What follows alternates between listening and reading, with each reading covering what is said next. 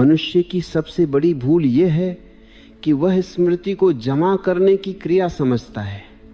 वह समझता है कि पढ़ा हुआ याद रखना मतलब भीतर गोदाम भर लेना।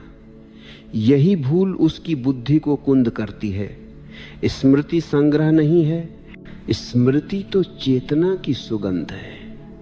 जब तुम पढ़ते हो और भीतर जागे हुए होते हो तो याद अपने आप घटती है, लेकिन जब तुम पढ़ते हो और भीतर सोए होते हो तो चाहे कितनी ही बार दोहराओ, स्मृति नहीं बनती।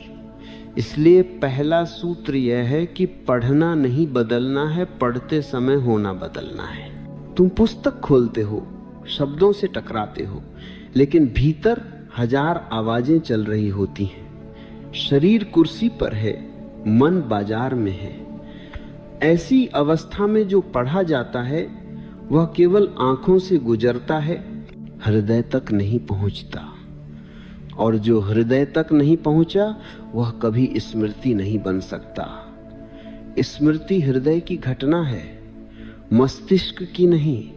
मस्तिष्क तो केवल एक यंत्र है, रिकॉर्डिंग मशीन है। चेतना हृदय में उतरती है।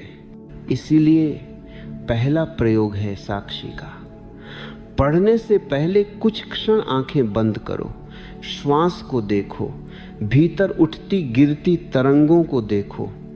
किसी से लड़ो मत, किसी को दबाओ मत, केवल देखो जैसे आकाश बादलों को देखता है। जब यह देखने की अवस्था बनती है तब पढ़ना आरंभ करो।